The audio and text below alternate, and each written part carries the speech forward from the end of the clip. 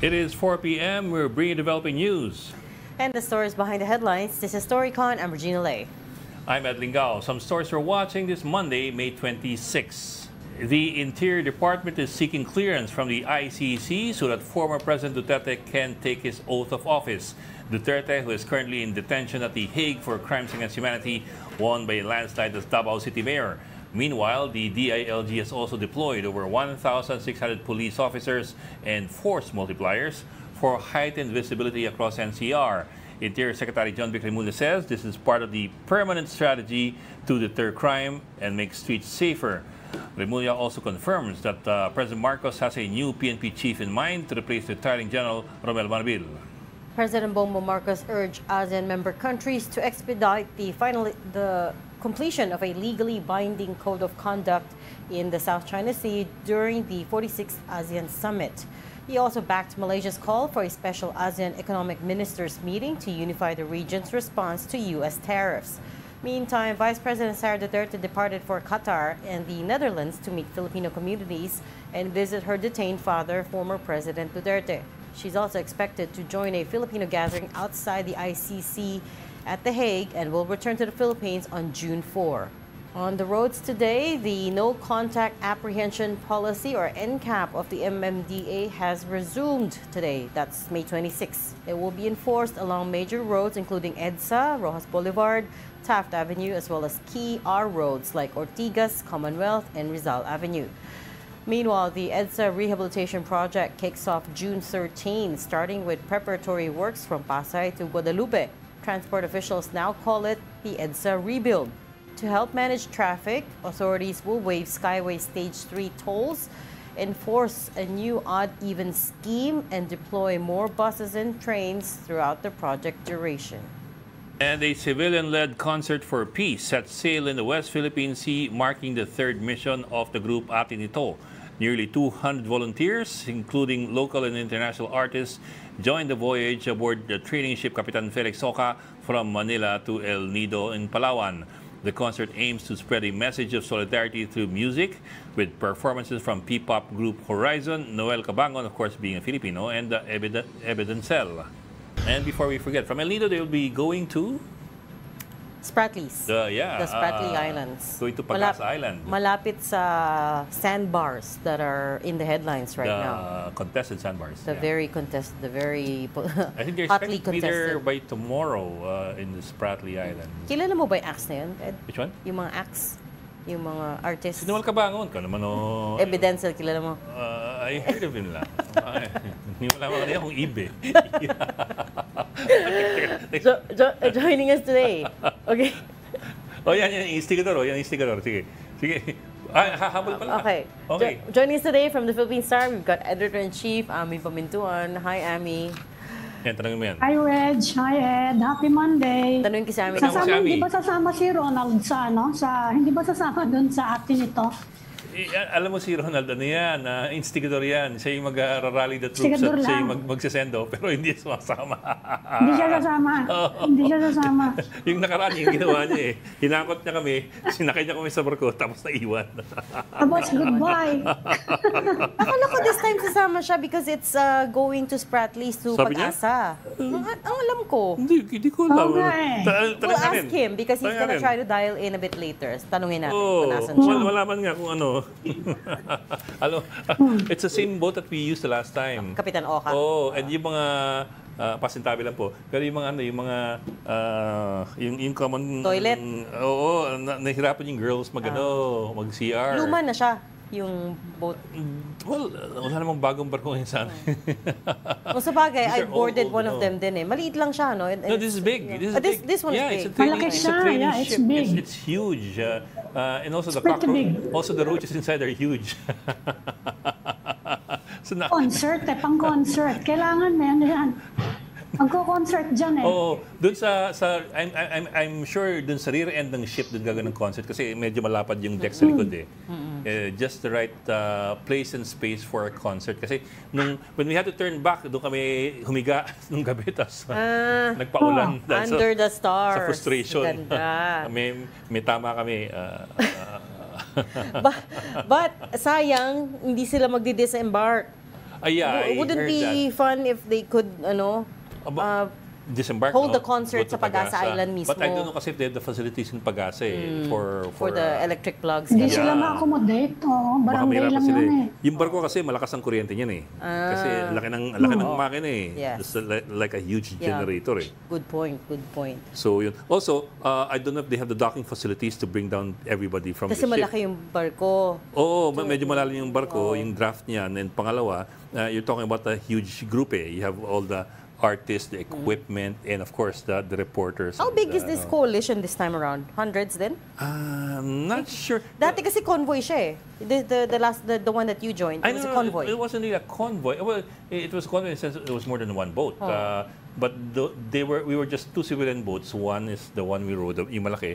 The other one is the very, very tiny ship, MV Chawi. Ang dala lang niya, hindi tao, dala lang niya mga gamit. Okay. Yun. Supplies, food supplies, ganon. So, it was a convoy in the sense na kasama namin yung Philippine Navy.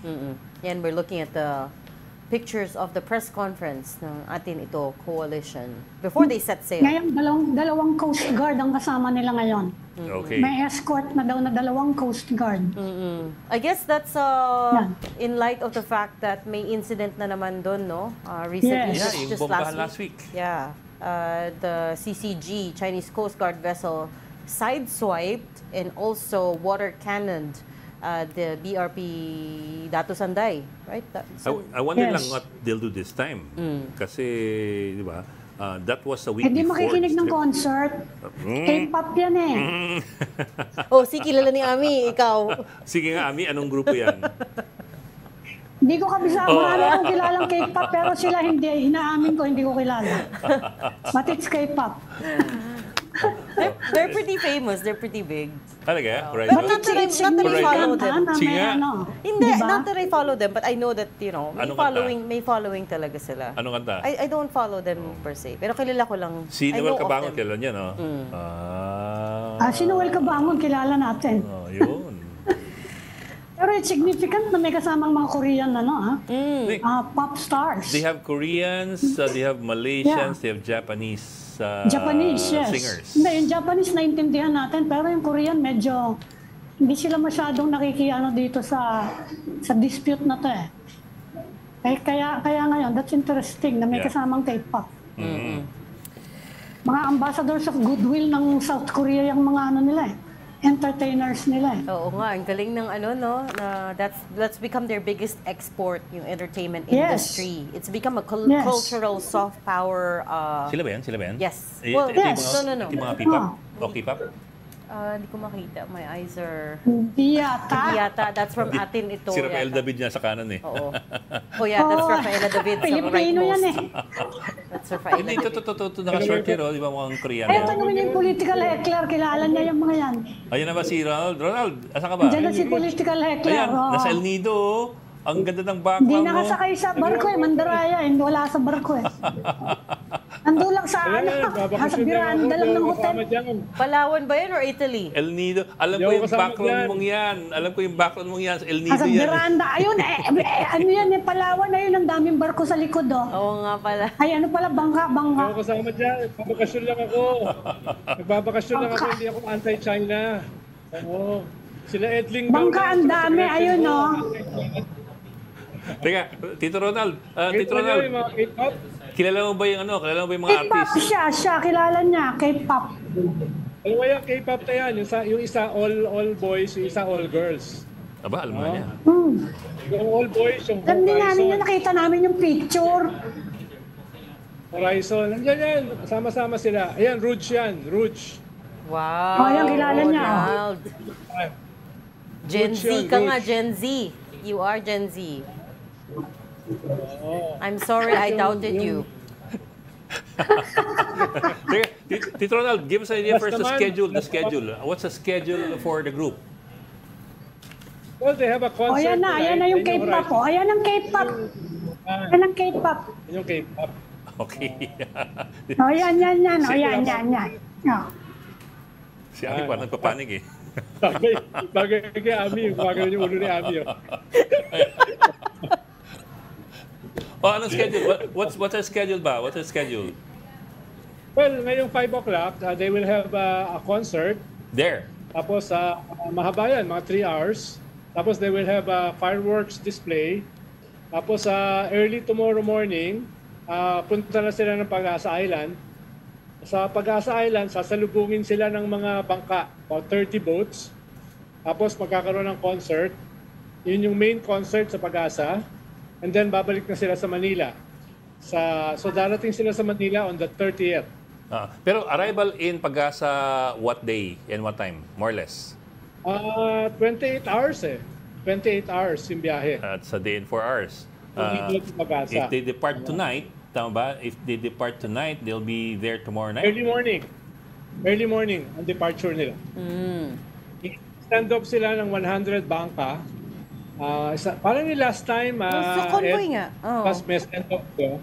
Isa-stand up sila ng 100 bangka with lights, no, with fanfare. Hanggang sovereign waters lang. Okay. Pero hindi kaya naman Territorial. sa high season. Yeah. Lulubog sila. So 12 nautical miles, ihahatid sila ng mga fishermen. Paglampas sa sovereign waters, sa EEZ, magsasarili na yung mother boat.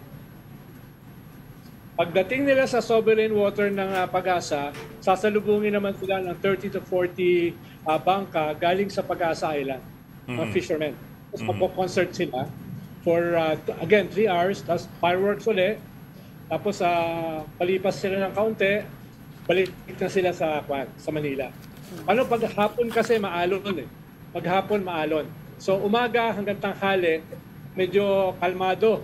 Kalmado yung dagat. Parang si Reg, kalmado. Parang ganon. may ano talaga may sundot pa rin talaga From all the way from Palawan. Kalmado naman ako today until we got the news. Don't get her started yet. Mamaya. Ano yun? Yung ad-even. Yung ad-even. May bagong, yung EDSA, may plano na for the EDSA rehab. Pero anyways. And for 24 hours, 24 hours. Pero Ronald, bakit nag-imbita na? Isipang mag-imbita ng Koreans? Kasi yun nga sabi ko, dati hindi nakikigulo yung mga yan dyan Hilig kasi ng Generation Z namin, yung mga K-pop. Hilig namin yan hindi kayo makaka-relate dyan. Hindi kayo makaka-relate. Oo nga. Kayo kasi kung kayo Peter, Paul, and Mary kayo Joan Baez. Ay, kinig ako ng Blackpink ha. John Denver. Blackpink, saka Jungkook ha. Yan. Ito naman, isang Japanese naman, si Fumi. Sikat din yun. Si Fumi. No? Marama yun sa ating Pinoy Big Brother. Pero hapon. May alam talaga si Ronald. Siyempre, siya nag-organize May Malaysian, may Indonesian. Nabasa ko lang. Nabasa ko sa programa. Nabasa ko lang. Okay. Si Gretchen, text ng text, nagkukan siya, FOMO. Fear of missing out. So FOMO. Si Gretchen. Ayan na si Gretchen. Oo. Ay, si Gretchen ba yan? Fear of missing out siya. FOMO. FOMO yan. Tanungin nyo, lokohin nyo. FOMO daw siya. FOMO. Yung kanya. Tanungin mo. Pero Ronald, if the ship departs tomorrow early morning, so you expect the ship to get to Pag-asa by Wednesday early morning? Or at least Wednesday noon? Baka noon. Mga Wednesday noon. 28 to 29 hours. Yeah, so it's Wednesday mga midday na. Yeah, my next question. Yeah, haba talaga siya. But the other question is do you expect hindi fireworks Do you expect any incidents? Water cannon. Water cannon works. Water cannon. Well, ang monitoring nila, may 20 Chinese vessels na ron bago umabot ng Pag-asa. May 20 what? Pero 20 Chinese vessels. Okay. In the area. Napaka-KJ naman nila. Haharangin nila isang peace concert, di ba? Napaka-KJ naman, no? Bifar boat nga lang Yeah. Binombe And that was just 2 boats. Okay. Research vessel lang yon. Pero alam kasi nila, wala si Ed Lingao, wala si Gretchen Ho. So, hindi na haharangin. Nung hinarang kasi dati, nandun si Ed Lingao, nandun si Gretchen Ho. No? Meron pa sila kung ano freedom to broadcast. Hindi ba Meron pa Chinese silang sounding yung freedom names? vote, freedom to broadcast. Teka, Marami pang ka-eklayan sa kung No. Tito Ronald, we have to bring in Marcel Harili, our news fan correspondent all the way from Malaysia. Bok, si Yes, Mase, yes. pasok na si Mase. Mase, kumusta dyan? ASEAN. Hello, good afternoon. Go. Narinig ko yung pinag-uusapan nyo ito ko sa South China Yeah. Sea. And din kasi yung topic dito sa 46 ASEAN Summit. And kanina, in-emphasize ni President Bongbong Marcos yung kanyang call with the ASEAN members to hasten the conclusion of the Code of Conduct. Kasi if you recall, di ba, Bok, Rich, Ms. Amy at saka Tito Ronald, ang sinasabi ng Department of Foreign Affairs, dito raw nakaraan na Foreign Ministry discussions nila noong, I think that was 2023. Ang target is by Ms. Amy, by 2023 ay nagkaroon sila ng pag-uusap na dapat by 2026, meron na sanang conclusion, na-conclude na yung COC. Ngayon ang tanong dyan, magkakatotoo kaya yan? So kasama yan doon sa mga calls si PBBM dito sa ASEAN Summit saying na sana i-hasten yung conclusion for the COC. That's bukod dyan, he also mentioned about the US tariff. Binigay niya yung kanyang pagsuporta dun sa stance ng ASEAN wherein sinasabi nila na gusto nila ay yung walang retaliation doon sa i-impose na US tariff. Kasabay niyan yung announcement ni Malaysian Prime Minister Anwar Ibrahim earlier na siya na mismo yung sumulat kay US President Donald Trump requesting for a US-ASEAN meeting para nga mapag-usapan ito. Mase, di ba ang chairman ngayon, Malaysia eh? Ang chairman Yes. sila, Ibrahim. No? Tinutulak ba niya yung Code of Conduct? I met him more than a month ago eh. Si Anwar Ibrahim at saka tatlo niyang ministers. Hindi sila masyadong keen dun sa Code of Conduct. Parang medyo hesitant sila na ma-antagonize ang China. At least at this point. Ano ba ngayon ay tinutulak nila na yung Code of Conduct? Alam mo, Tito Ronald, base din sa mga speech ni Prime Minister Anwar Ibrahim earlier, hindi ganun ang emphasis niya doon sa Code of Conduct. Pero kanina lamang nag-press briefing itong si Undersecretary Claire Castro. And of course, according to Malacanang, pare-pareho daw yung stance ng ASEAN members saying na pinupush natin yung COC because finally gusto na raw nilang tapusin etong usapan tungkol dito sa COC for maritime protection and safety. Pero nagsalita ba si Anwar Ibrahim about that as Wala. chairman? So far, at least yung mga nakikita ng mga kapatid natin sa media, kasi syempre marami naman silang mga confidential discussions na hindi namin naririnig. But so far, doon sa mga inilabas sa media, walang ganun ka-strong message about COC. Maricel, yung sa reciprocal tariffs, apart from the ASEAN seeking a meeting with US, meron bang specific silang binanggit na balak nilang hingin kung sakasakali sa Washington kung matuloy ang usapan na yan? Wala pa dun sa punto na hinimay-himay nila yung particular measures that they are planning to do. Ang malinaw lang doon sa napag-usapan nila na for now, hindi nila kinoconsider yung retaliatory measures. They choose to have a dialogue with the US government. Yun yung malinaw. But other than that, wala pa silang nahihimay na step-by-step procedure on what they are going to do. Okay. We'll let you go, Masa, because we understand hinahabol mo pa yung sinusundan mo yung agenda ng President. So, yeah. Reg, may isang tanong lang. Go ahead. No? Isang tanong. Kamusta si Secretary Manalo? Si Secretary Manalo, Naku, how nandito is he siya. conducting himself? Paano, siyempre, napalitan siya, di ba? Yes. Literally kick upstairs. So, ano yung conduct niya dyan? Sa iyong vantage point? Alam mo, Tito Ronald, I don't want to think na iniiwasan niya yung media. Pero kasi kahapon, malinaw na siya yung representative ng Philippines doon sa foreign ministry meeting. So we requested that maybe we can we'll have a chance na makausap siya and get his point of view about the recent cabinet revamp pero hindi kami naging successful. Hindi siya nagpakita sa atin. Although, nandito siya, until kanina kasama niya si President Bongbong Marcos with the other ASEAN leaders. Pero so far, hindi pa siya nagbibigay ng kanyang statement with the members of the media. And kanina, chinecheck nga rin natin yung list ng mga mag-a-attend doon sa iba't ibang mga ASEAN forum. Nandun na rin yung pangalan ni incoming Secretary Tess Lazo. Although nandun naman siya sa listahan ng mga high officials. So hindi pa siya yung representative ng Foreign Ministry Summit. Very interesting. Okay, we'll let you continue chasing down Secretary Manalo. Thank you so much for your report. News 5 correspondent Maricel Halili reporting live from Kuala Lumpur. Alam mo, Thank you, Maricel.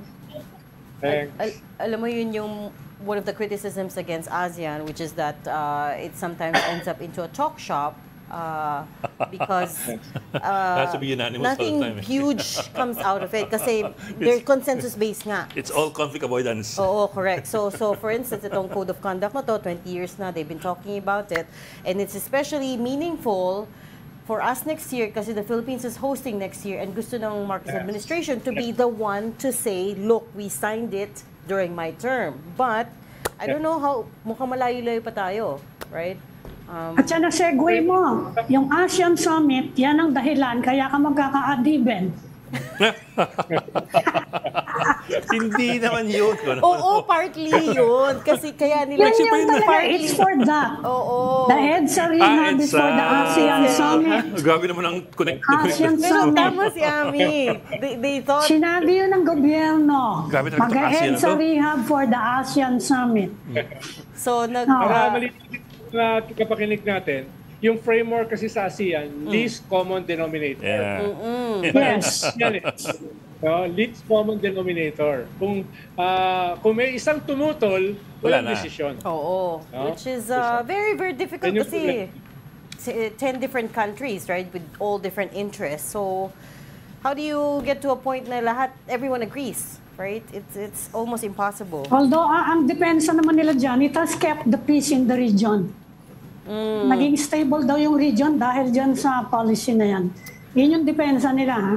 Yeah, but Na walang But conflict. Is there peace in the region because of the policy, or Walang conflict within the region. it's not Yeah. necessarily connected? Conflict avoidance. So, but you know, as yung ganun. as our guest on Friday was pointing out, times are changing, right? Yung status quo before is not the same as what it is now. You can see that by Chinese actions, right? By the incidents of water cannoning, the harassment out at sea, dumadami. So the old ways, the old approach, the old response cannot be the same as in the past, is his point. Sabi ni Ray Kailangan Powell. mag-step up ang ASEAN.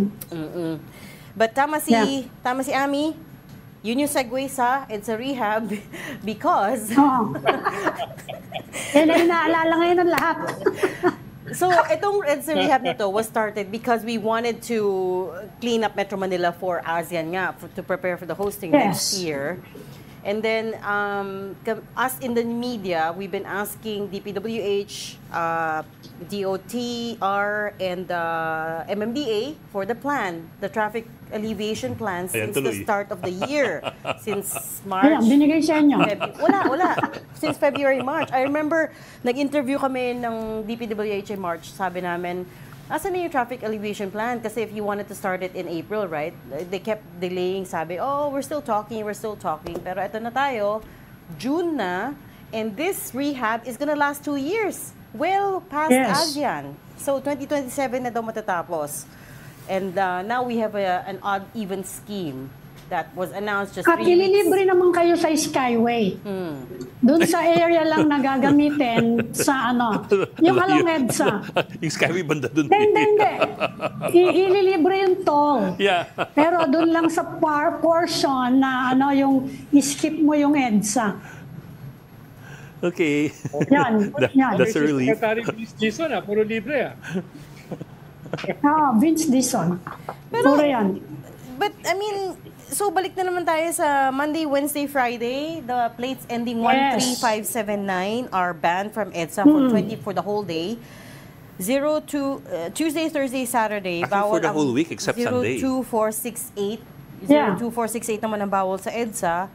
And I mean, it doesn't give any people much time to prepare for it, right? Hindi ko alam kung ano ha, kung may window. May window ba? Yan ang hindi Walang window. malinaw. It's for No the window. entire 24 hours for Yeah. the whole day. So if you're a family, Oo. isa lang yung kotse nyo, ano yung solution? Just take public transport? Eh, para kung...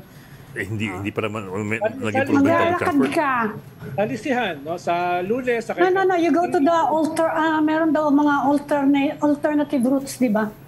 Well, Monday, nagdagdag sakay daw. ka kay Edlingal, sa Tuesday, sakay ka sa akin, sa Wednesday, Taga sakay Quezon kami sa... City ka eh. Palitan tayo na sakayan. Okay na. Nagdagdag daw sila ng MRT trains and ng buses dun sa EDSA bus route. So that's part of the solution. Yun lang. But to Reg's point na how much time do we have to prepare?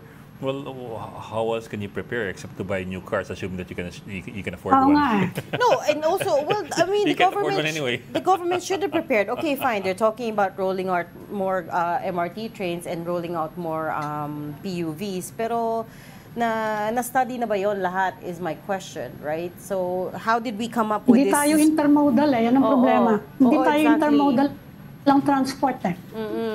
Oh, okay, so itong 13579 on MWF, did anyone study that or did somebody just come up and say, okay, alternate na lang, just to be fair about it? Do you know what I mean? And also, remember, yung innermost lane, dun magsa-start yung rehab. Kasi yun yung bus lane. So yung Yeah. bus lane, Uurong. i-move sa tabi. Bus lane. Iuurong sa tabi. So effectively, you're losing 2 lanes right away. Right? So how is that gonna work? Is my question. In my head, parang it's a little bit, mukhang medyo magulo. In my head. Saka to si Ronald, magaling sa mga agitation, no? Ito si Ronald, Depende yan gusto ko sa makita impact kung anong reaksyon. Hindi, yung impact ng motorista, di ba?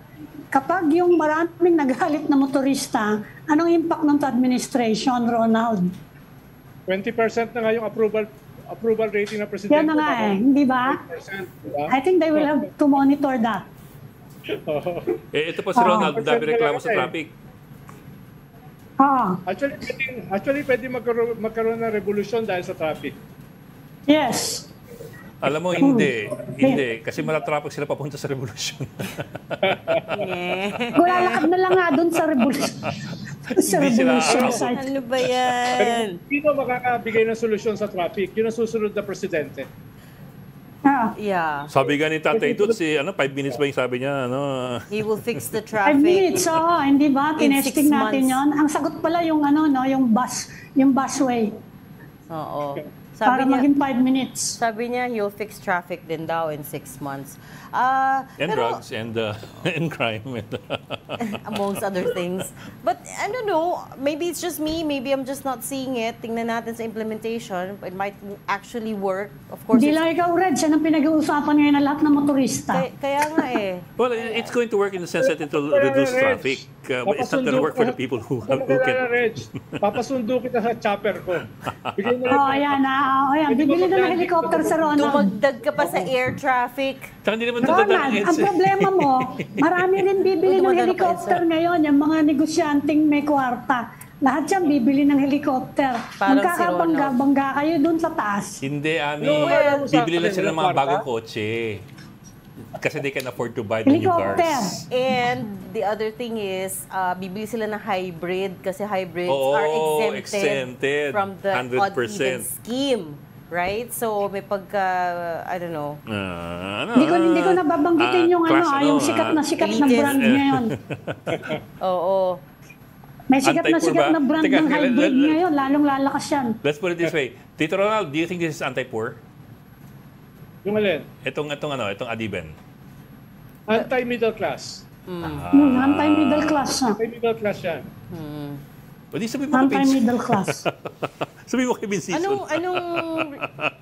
I mean, anong thought process ni Vince dito? I mean, of course, he's very new. He just assumed a couple of months ago, right? And actually, this predates him. Before pa he became Transport Secretary, pinag-uusapan na to. Pero what are his thoughts around how to implement this huge rehabilitation work? Guest natin siya bukas. Oh, sige. Sabihin mo. Sige, kunin natin. Diba? O, baka meron Sige. silang Alam ko sasabihin niya.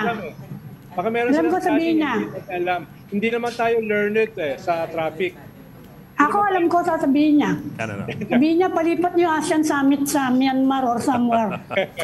Hindi nga, di ba, we took over from, Myanmar already? Malaysia. After Malaysia, dapat Myanmar, alphabetical siya, di ba? Yeah. Tapos we took over from Myanmar. Sabi Ayaw natin. na ASEAN. Sabihin niya, dalhin niyo doon sa Singapore. Dalhin niyo sa Okay. Singapore. Let me be the devil's advocate here. I'll be the devil's advocate. Baka naman we're being Hindi pa kayo myopic. sa'yo, Devil's Advocate. Baka we're being myopic na is anti-middle class, but the middle class naman is not majority of the population. Baka it's for the good of Ang the... gumagamit ng mga coaching yan, middle class yan. Kaya nga. Puro middle class. Lahat yan. Yes. Oo. Kaya nga. Baka it's not for Dahil yung lower income nandun sa bus, saka sa LRT. Saka nakamotor.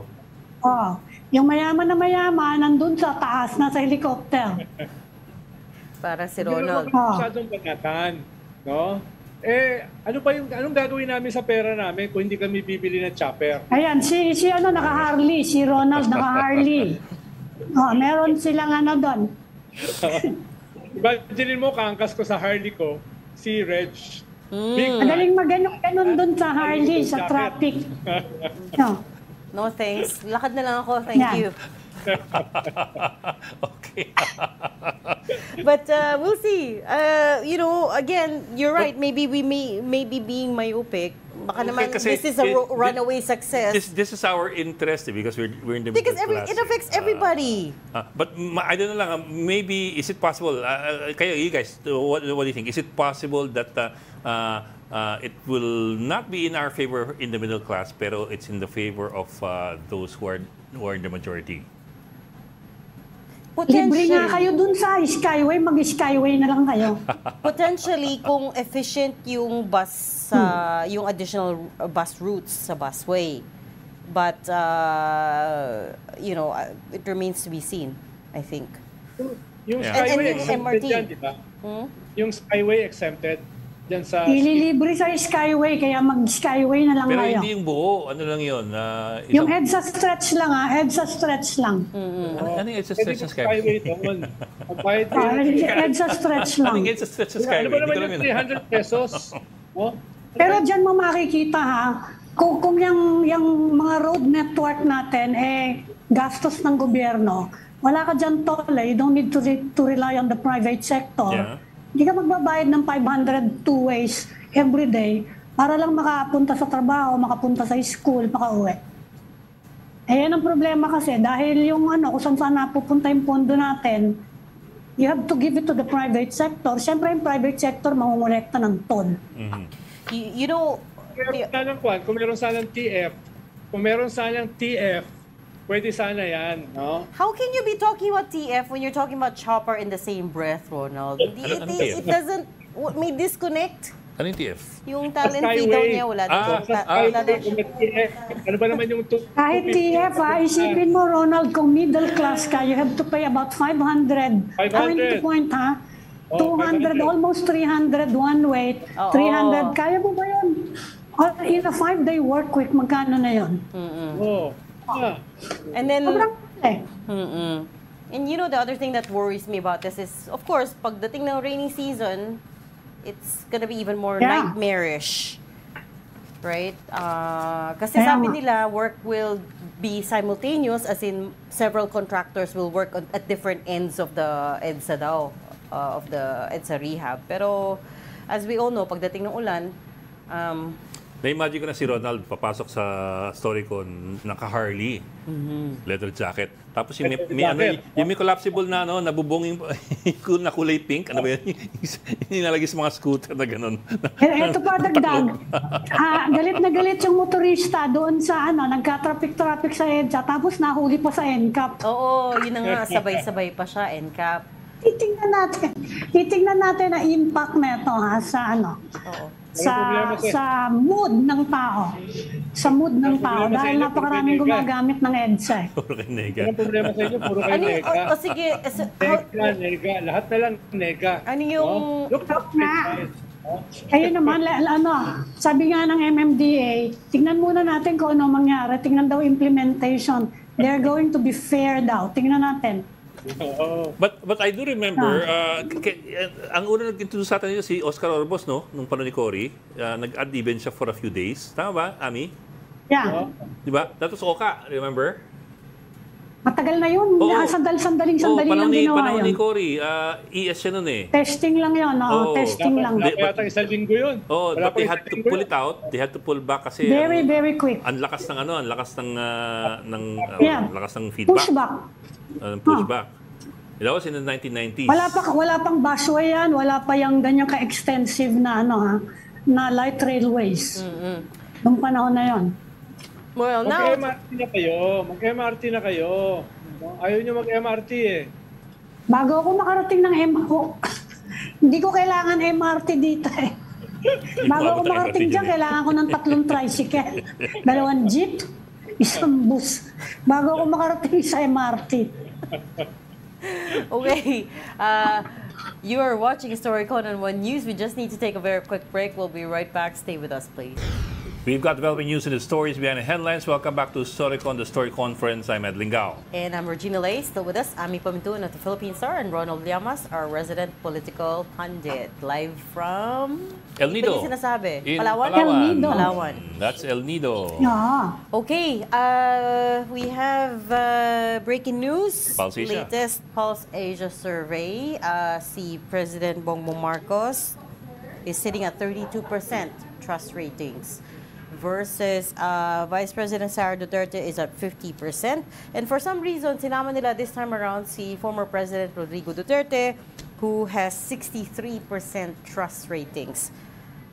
Yun pa lang yung nakukuha nating data. Our team is still breaking it down, but yun nga, 32% for BBM. VP Sara has 50%. Former President Duterte has 63% trust ratings. What can we say Meron about pa that? ditong isa, Pulse Asia. Most Pinoys daw disagree with the arrest of Rodrigo Duterte. Ay, ito Pulse Asia rin. same survey to, Ami. Ito yung May 6 to May 9 ginawa. Ito yung mga latest natin. Meron pang isang Pulse Asia. Nagkaroon daw ng shift in voter preference just days before the elections. Pulse Asia din. Ang tanong lang ngayon, kung gaano kataas pa yung trust rating ng pollsters mismo, no?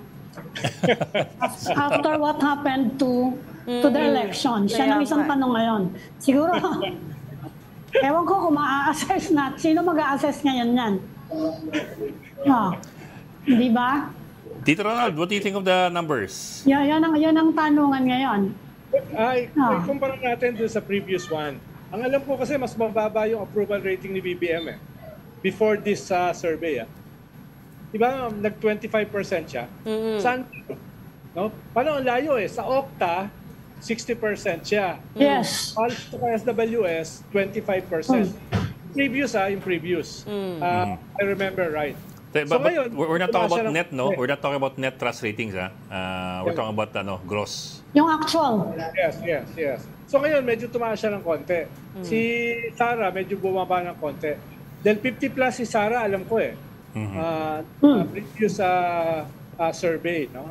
Kaya dapat mahalaga maikumpara din natin. Actually, to be fair, you have to look at the previous ones para makita mo yung trend. Are the numbers going up or going down? Kasi by themselves, the numbers Don't mean only tell anything. half the story. Pero ang bago rito, si Duterte sinama. Oo, that was not there before. Before hindi siya kasama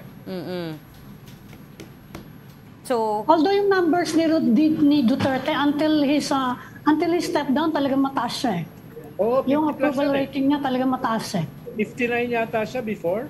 Yeah, ang taas-taas talaga niya. O hindi masyadong malaki yung, hindi dramatic yung pagbabago. Yes. Pero even before the arrest. But is it also fair to include somebody who's not an incumbent in the trust ratings? Kasi Yes. if you're not an incumbent, you're not accountable to anybody. And you're Medyo also not weird. performing. Medyo weird nga yun. Medyo weird na kasama si Tigo. So I'm just wondering about that lang. Is it apples and oranges or apples and apples? Parang... Mayor na siya ngayon. Parang ang hirap ikumpara nung trust rating ni Manny Mugato kay Ed Linggao. Parang ganun eh. No? Apples to oranges. Ano tayo napunta doon? Apples, oranges pala kayo? Well, Apples and bananas kami. Well, speaking of him being an incumbent, may news din around that. Si DILG is now Surprisingly, going Remulla. to ask, yes, si DILG ICC. Sec John Vic Remulla is going to ask the International Criminal Court or ICC to allow Duterte, President Duterte, former President Duterte, to take his oath as mayor. With a consul. Medyo Yes. nakakagulat yun. I don't think many people saw it coming. Certainly none of the analysts that we spoke to. Anong masabi mo doon, Ronald? Well, baka in response din yan dito sa mga surveys na parang binabawasan nila yung narrative na siya ay biktima. Parang pinapalabas nila na the government is willing to bend backwards, no? Para kay Mayor Duterte. So pwedeng bahagi yan ng narrative.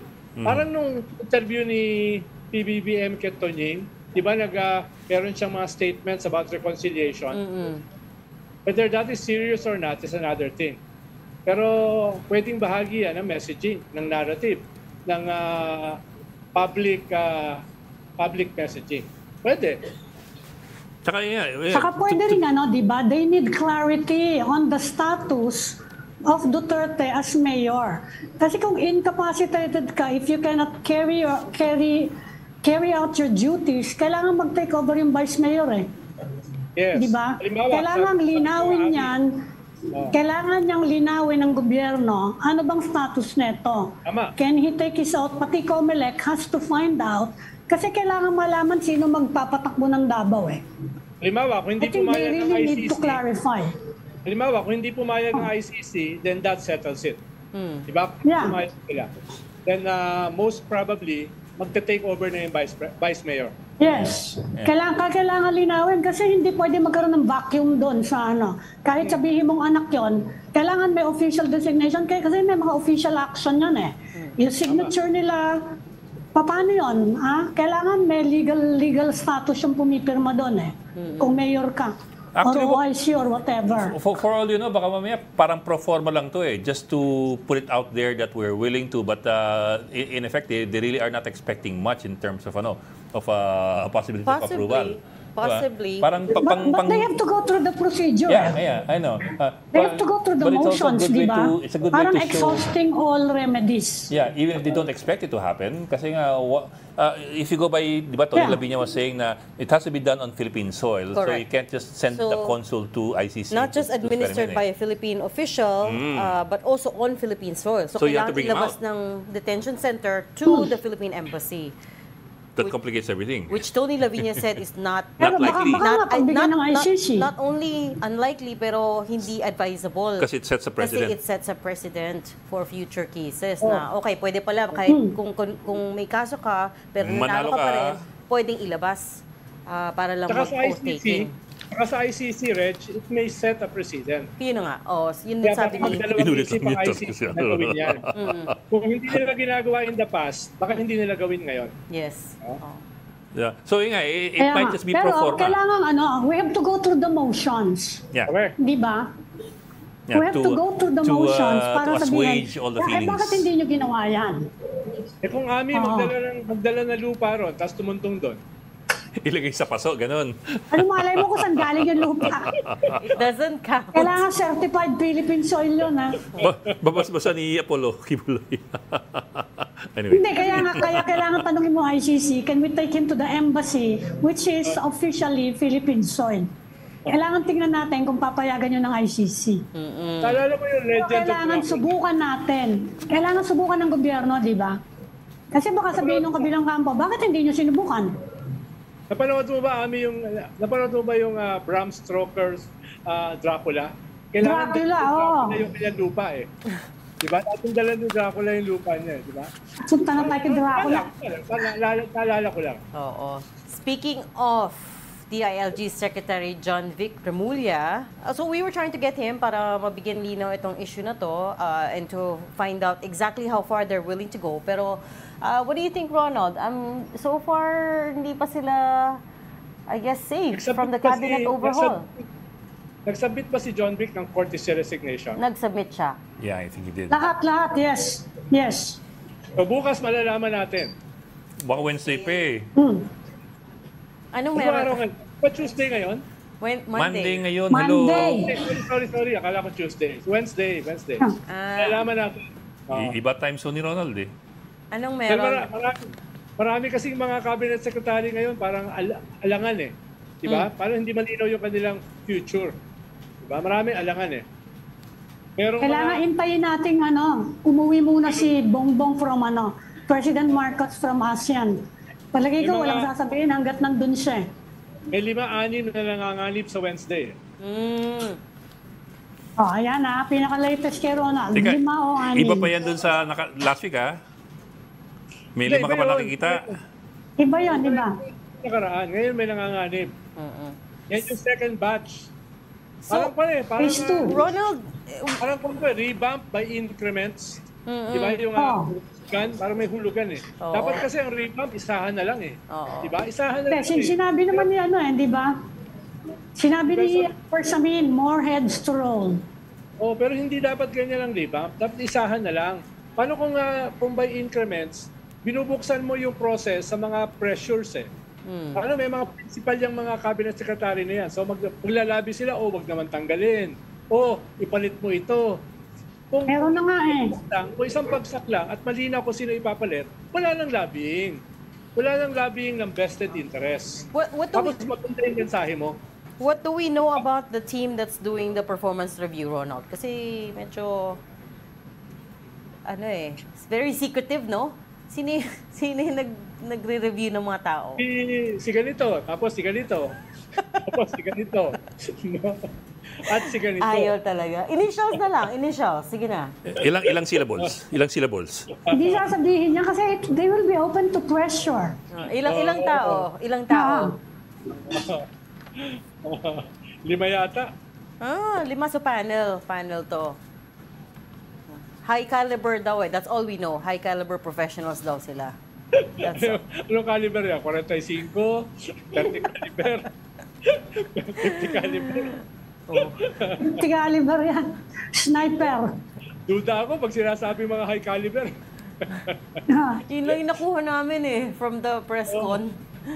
Pag revamp talaga, isang sabog yan eh. Yeah. Kung hindi mo papasabugin, magmumukhang quitis. Magmumukhang quitis eh. Dapat isang sabog na lang, di ba? Quitis na unti-unting naubos na unti-unti. Oo. Dapat isang sabog baka para they yung objective mo, nagawa mo. Oo, Yung objective mo na restart, nagawa mo. Kesa yung by increments, Baka naman they just need time to review. Parang pag lobat yung kotse mo, tinutulak mo, kailangan isang bugso na gano'n. Hindi pwedeng unti-unti dahan-dahan eh. Alam Isang na mabilis sa Ed, yung kadyot. pagtulak ng kotse. Sanay ko doon. Reg, pag kailangan ka ng revamp, dapat kompleto na yung gusto mong gawin. Okay. Magkukol ka ng revamp tapos hindi mo alam ang ito pwede, ito hindi. Sabi nga ni Bersamin, ano sabi ni Bersamin? Matatanggal sila dahil sa inefficiency, Underperformance. possibly corruption. Pero pwede silang malipat sa ibang posisyon. Bakit mo ba sinabi yung possibility na matatanggal sila because of inefficiency and corruption? Tapos pwede pala silang mailipat. Parang si Popo Lotila, natanggal sa energy, tapos napunta sa environment. Traditionally, magkaiba yung energy sa environment. Yeah, kaya nga. Nagka-clash yun. Gumagamit ka ng fossil fuel, nakalaban ng environment. Nagka-clash yun. Correct. Diba? So, what was that about? Diba? Yung ganun ba? Hindi. Okay, we'll continue talking about it tomorrow kasi pinaparap na ako. Thank you so much for joining StoryCon today. Ami Pamituan, Editor-in-Chief of the Philippine Star. Ronald Llamas, our resident political pundit. Ronald, dialed in ka ulit bukas kasi we are part 2 of this. Join us again tomorrow for 4 p.m. for StoryCon. I'm Regina Lay. I'm Edlin Gao. We are One News na tahulog. We're One News all sides all the time.